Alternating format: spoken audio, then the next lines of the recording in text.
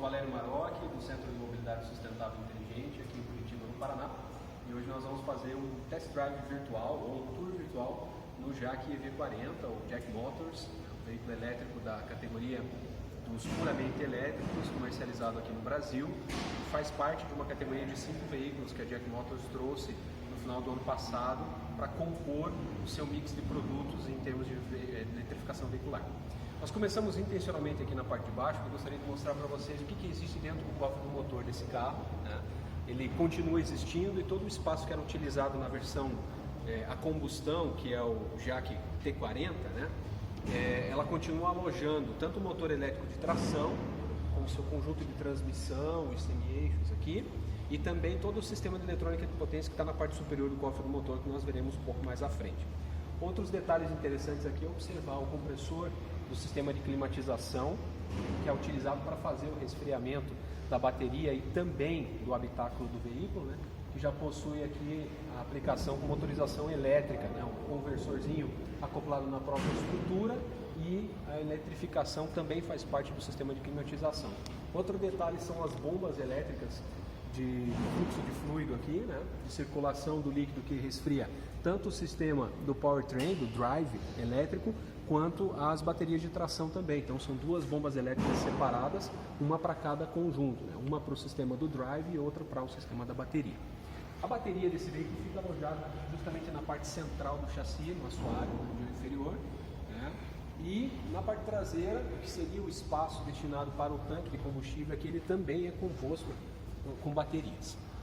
No suspensão traseira, o detalhe aqui que é um sistema muito simples, convencional, né, com barra de torção, ou eixo rígido, por assim dizer.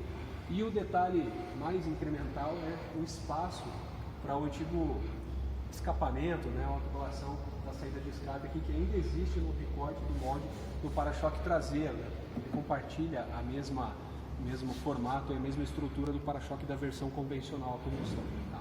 Então essa é a visão da parte inferior do carro. Detalhe aqui também para o sistema de estacionamento, freio de estacionamento com aplicação elétrica, né? E vamos para a parte de cima do veículo.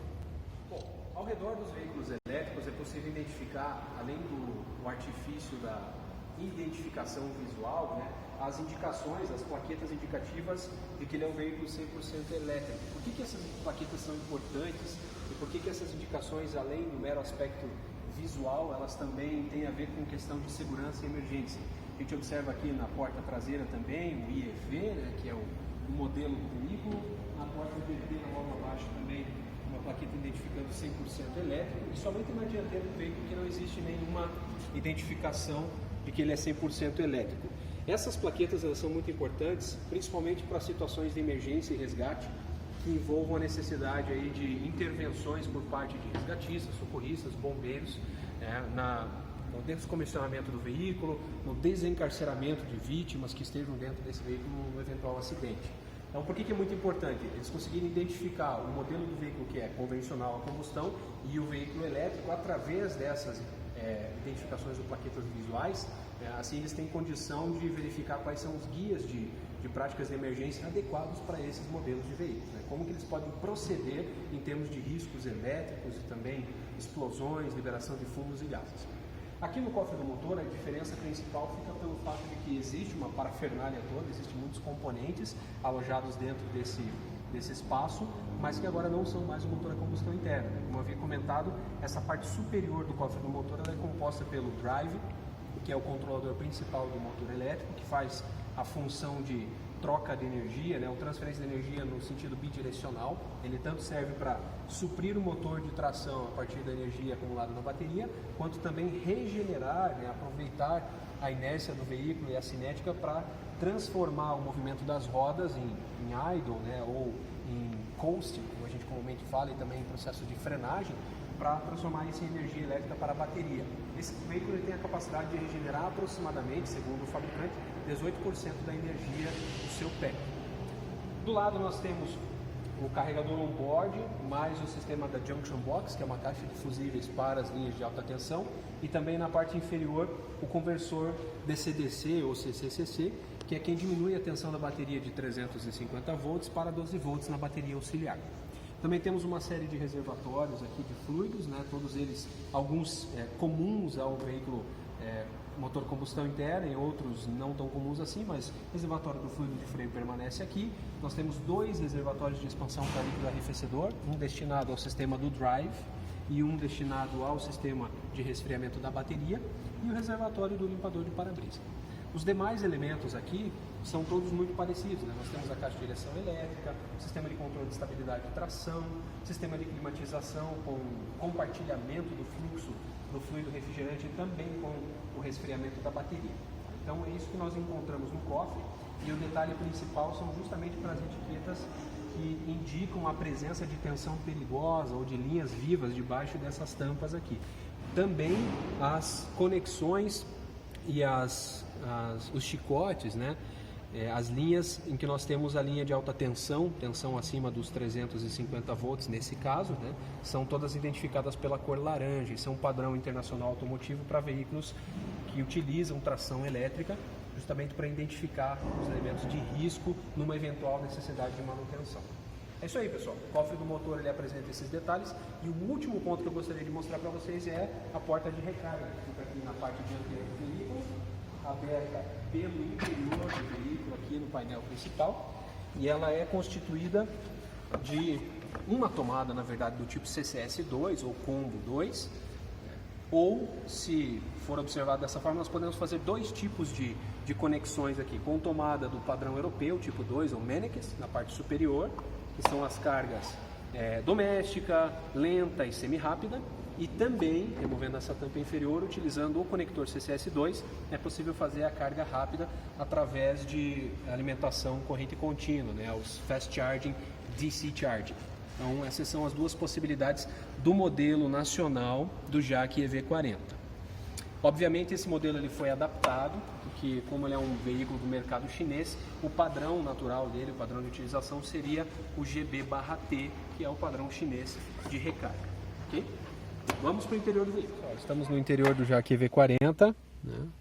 Aqui nós temos a não necessidade de uso da chave, a chave é só por presença, e pé no freio, botão do power, a apresentação de abertura do painel multimídia e também do painel de instrumentos, né? Ele faz a leitura e o teste dos mostradores principais.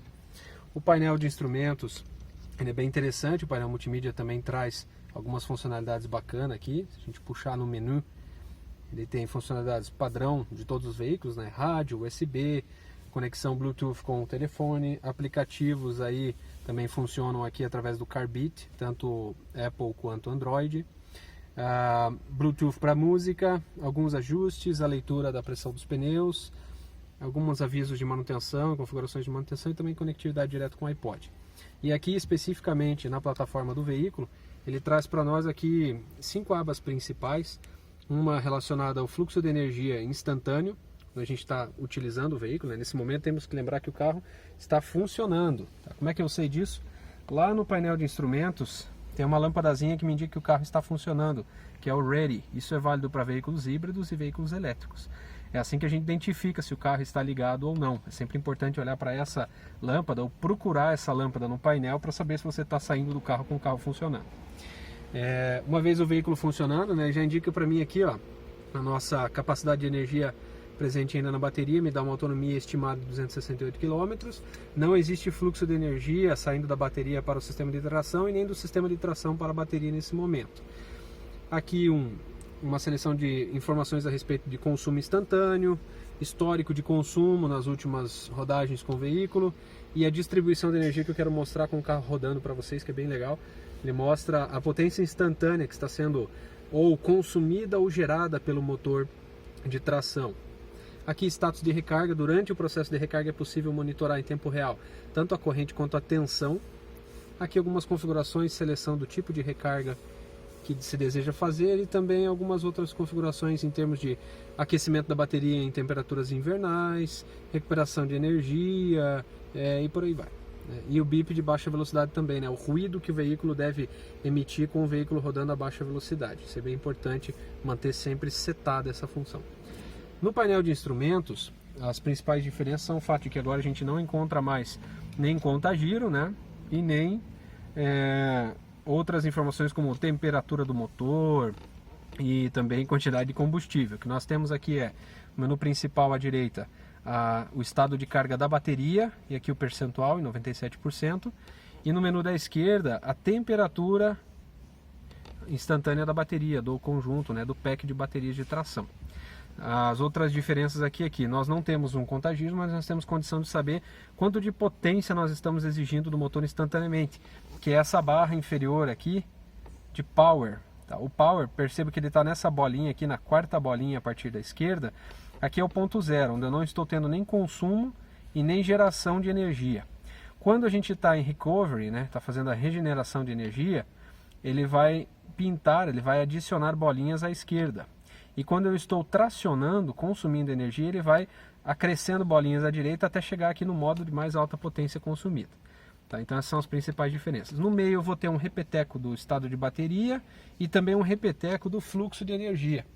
Ele vai indicar para mim lá que ela tem uma rodinha e tem uma bateria no painel central, Lá ele vai indicar para a gente o fluxo de energia, quando sai da roda para a bateria e quando sai da bateria para a roda. E o velocímetro na parte superior do painel de instrumentos. Tá? Então essas são as principais diferenças do painel de instrumentos de um veículo elétrico e elas são muito parecidas, muito similares em todos os veículos, mesmo considerando outros fabricantes. Vamos rodar então, mostrar aí o comportamento desse veículo em rodagem. Nós estamos saindo aqui então com o carro sem consumo nenhum, estimado aqui 268 km de autonomia, E a bolinha do Power, vocês perceberam lá que ela estava exatamente naquele ponto em que não existe nem consumo nem regeneração. Então a alavanca da transmissão aqui, ou de seleção de marchas, ela só tem 3 posições, Eu tenho o Drive, o Neutral e o Reverse, O Ré, Neutra e Drive. Então, puxando a alavanca uma vez para trás, ele seleciona o Drive para mim, apresenta tanto no multimídia quanto no painel de instrumentos.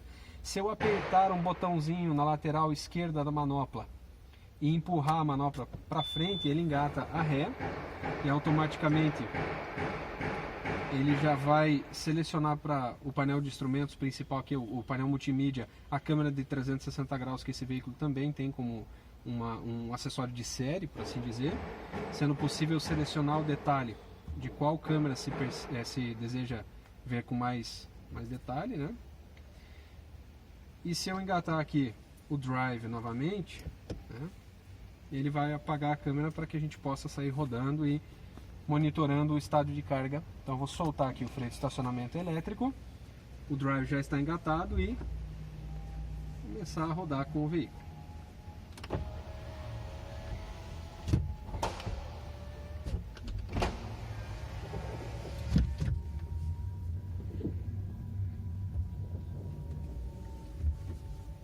Perceba que o nível de ruído mesmo aí na gravação ele é baixíssimo, O ruído que o carro emite ele é de nível bem baixo, justamente só para avisar os pedestres e pessoas ao redor que o carro está passando por ali.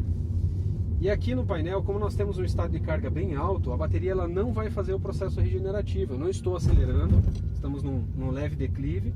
A partir do momento que eu piso no acelerador, observem que ocorrerá aqui o fluxo de energia no sentido do drive. A energia está saindo da bateria e fluindo para as rodas. Frenando, não há mais consumo e também não há regeneração por causa do elevado estado de carga da bateria.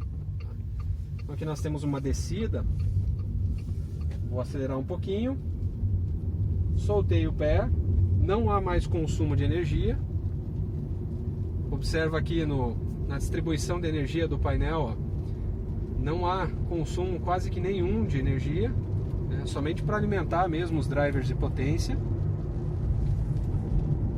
Estamos a 60 km aproximadamente, consumo zero de energia do veículo.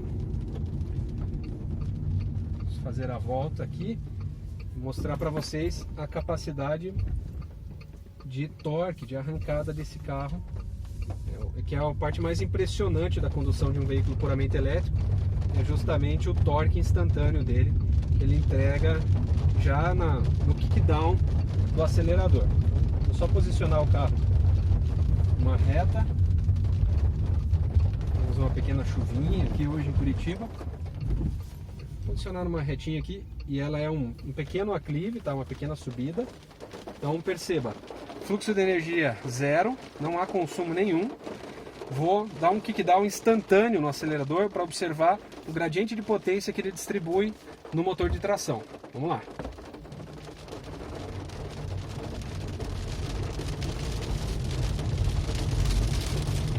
Chegamos quase à potência máxima do veículo, que é 90 kW, em um espaço menor do que 3 segundos, tá? Então, a impressão aqui, obviamente, para quem está ao vivo dentro do carro, ela é muito maior do que para quem assiste o vídeo, mas o torque dele é uma pegada instantânea e forte, ela é constante até que ele te entregue a velocidade que você está solicitando no pedal. E mesmo considerando que ali é um aclive. Agora eu vou fazer uma reta, essa mesma aceleração instantânea a partir do zero, para vocês observarem o gradiente de potência que o carro entrega. Paradinho aqui então. Consumo zero, né? Estamos a 0 km por hora de velocidade. Vamos fazer uma arrancada instantânea aqui com o kickdown. Perceba que num espaço muito curto de tempo a gente chega a 80 km por hora, quase que a entrega total da potência. É possível, de novo aqui no aclive, uma entrega muito brusca de potência do motor elétrico para as rodas. Então essa é uma das principais vantagens, aí, um dos principais pontos de conforto e desempenho que cada uma das pessoas que tem a oportunidade de fazer um test drive no carro elétrico observa. É a entrega instantânea do torque.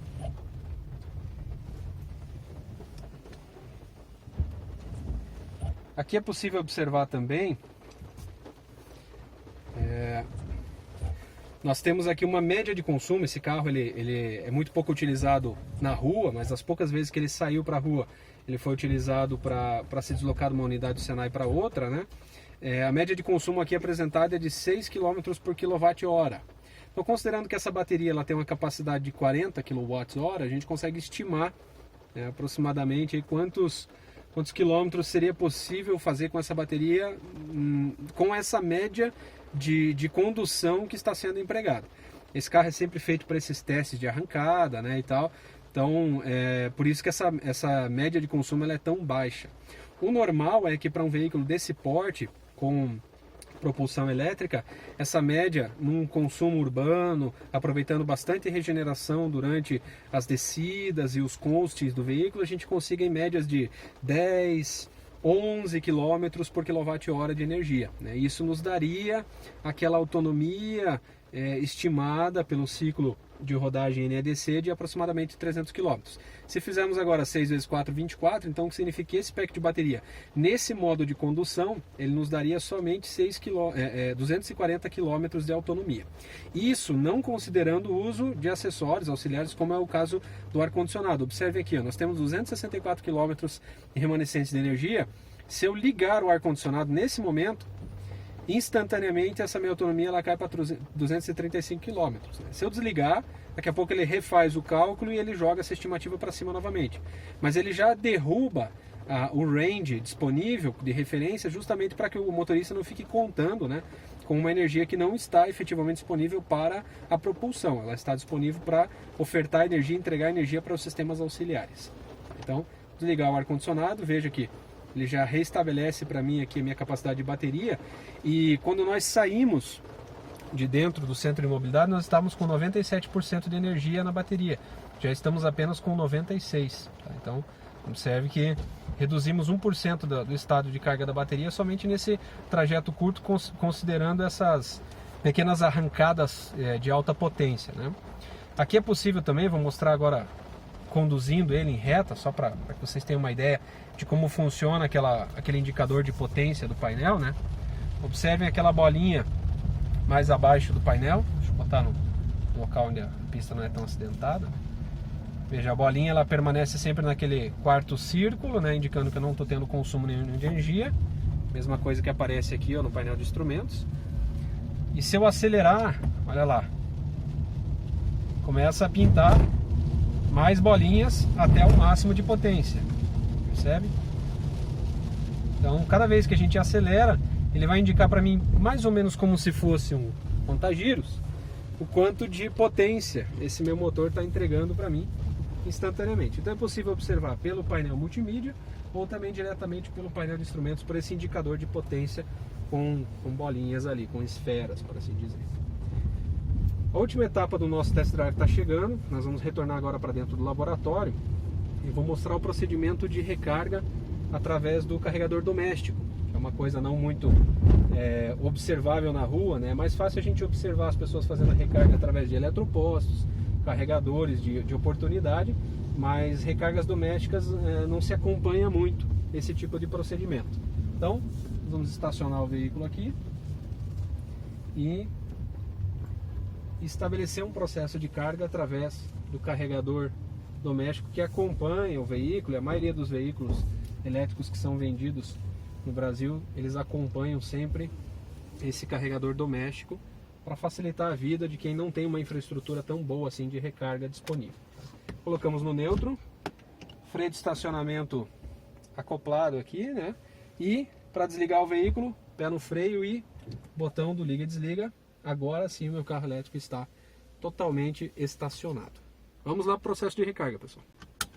Muito bem, pessoal. Nós vamos fazer então um procedimento de recarga doméstica do Jack E40, mostrando como funciona essa interface de conexão entre o cabo de recarga doméstica, diferente do que acontece com os eletropostos e os equipamentos de recarga, né? E quais são os indicadores do veículo e também do carregador que você pode acompanhar para saber se o processo de carga está acontecendo, se ele gerou alguma falha, se ele travou, se tem algum procedimento de comunicação acontecendo no caminho. Então, quais são os cabos que acompanham o veículo? E isso é meio que padrão para o mercado nacional, para todos os veículos que estão sendo ofertados por Ambiente Elétrico no país.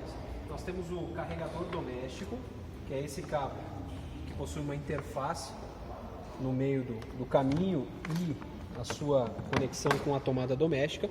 Nesse caso, esse veículo ele veio com um padrão europeu e a gente está utilizando um adaptador aqui não recomendado para fazer a conexão nas tomadas ABNT, e o cabo de recarga para que você possa utilizar nas estações que não possuem o cabo fixo. Que pode acontecer uma situação de você ter o carro necessitando de energia, ter a infraestrutura para fazer a carga, mas não tem o cabo disponível. Então o cabo deve sempre acompanhar o veículo, deve permanecer no porta-mala do carro. Já o cabo de recarga doméstica, a não ser que você utilize para fazer uma recarga no seu local de trabalho, ou você viaje para casa de algum parente e queira fazer uma carga de oportunidade, recomenda-se que o cabo doméstico ou permaneça no veículo ou pode ser deixado em casa também para evitar de estragar ou perder. Quais são as diferenças? Observe que a tomada, o padrão do plug, ele é o mesmo. Os dois têm o padrão tipo 2 ou padrão europeu ou Mennix, né? Nome de fabricante. O cabo doméstico ele tem limitação de corrente de 16 amperes a 250 volts. Então você vai precisar primeiro de uma tomada 220 volts na sua casa para que possa fazer o processo de carga. Não tem como carregar para o 110. Já o cabo que é utilizado na estação de recarga, ele tem corrente de até 32 amperes. Então, obviamente, a capacidade de carga ou a velocidade de carga aqui vai ser o dobro. Ele vai carregar com a metade do tempo. Isso se o veículo demandar a corrente máxima para fazer o processo de recarga. Como que você faria a sua recarga em casa? Então, tendo uma tomada 220 volts disponível com um disjuntor de proteção para esse nível de corrente aqui, para evitar um desarme acidental, ou um disjuntor supradimensionado que seja compartilhado com outras linhas de alimentação que possa gerar a sobrecarga de alguma linha da sua casa, você vai fazer a conexão do carregador na tomada 220. A primeira coisa que você vai perceber aqui é que nessa interface nós temos 4 LEDs indicadores que vão nos mostrar o que está acontecendo no processo. Então eu tenho o primeiro LED, ele representa aqui Power, o segundo conectado, o terceiro carregando e o quarto LED é um indicador de falha. O código aqui de explicação para cada uma dessas combinações ele está no verso do equipamento. Tá? Nesse caso nós já temos então energia disponível no carregador. E vamos fazer agora a conexão com o veículo. No veículo nós temos também um indicador de procedimento de carga exatamente em cima do painel. Tá? Então eu vou fazer a conexão do cabo aqui na porta de recarga, na tomada de recarga, e vocês vão observar as luzes que aparecem ali. No primeiro momento vai acender uma luz amarela que indica que foi estabelecida a comunicação entre o carregador e o veículo está esperando validar esse processo de comunicação. E assim que o processo de comunicação for validado, ele vai liberar o processo de recarga. Então ele vai ficar verde. Se alguma coisa acontecer, uma falha, esse LED ele fica vermelho. Tá? Então, observe o comportamento da lâmpada indicadora do procedimento de recarga a partir do momento da conexão.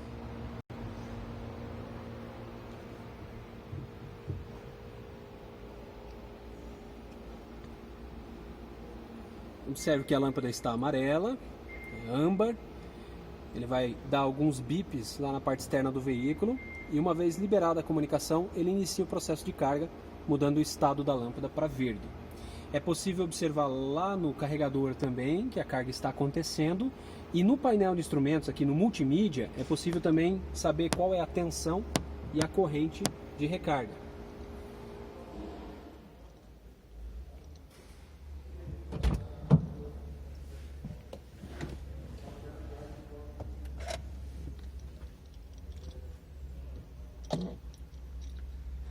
Na prática, né, qual que é a potência instantânea? Então, nesse momento, o procedimento de carga ele está acontecendo a 394 volts e, aliás, essa é a tensão que eu tenho na minha bateria, né? E a minha corrente de recarga agora é de 5.2 amperes. Então, veja que, embora aquele carregador me permita capacidades máximas de corrente de até 12 amperes, não necessariamente em todos os momentos o veículo ele vai depender dessa corrente, tá? Perceba que como a bateria ela está quase que totalmente carregada, ela está com status de mais ou menos 96, 97% e o estado de tensão está muito próximo do máximo dele, então essa corrente ela vai tender a ser cada vez mais baixa até que se atinja 100% do carregamento do veículo. Uma vez que isso aconteça, o indicador luminoso aqui em cima do painel ele vai apagar, tá? O verde ele vai piscar algumas vezes para indicar que a carga finalizou e ele vai apagar. Então, como que o usuário sabe se o carro dele já terminou o procedimento de recarga? Ele só olha no painel e verifica que a luz está apagada. Ela pode estar apagada por dois motivos: ou falha no processo de carga, né, ou totalmente carregado. Tá? Então, é mais comum que isso aconteça justamente por totalmente carregado. Também dá para observar lá na interface de comunicação do cabo os LEDs indicadores luminosos no processo de carga. Eles vão piscar indicando que o processo de carga foi finalizado. Esse foi o nosso tour virtual, nosso test drive virtual do Jackie EV40. Nós pudemos fazer então no começo um primeiro reconhecimento externo do veículo, reconhecimento das principais diferenças e funcionalidades do painel de instrumentos e o multimídia em relação a um veículo convencional combustão. Um pouquinho da rodagem, né, os ciclos de condução dele, considerando ali a regeneração de energia, o consumo de energia instantâneo, a entrega de torque instantânea do veículo também, a relação de capacidade de bateria versus os consumidores auxiliares e no final agora esse procedimento de recarga doméstica feito através do cabo que acompanha o veículo. Tá? Espero que vocês tenham gostado, até a próxima!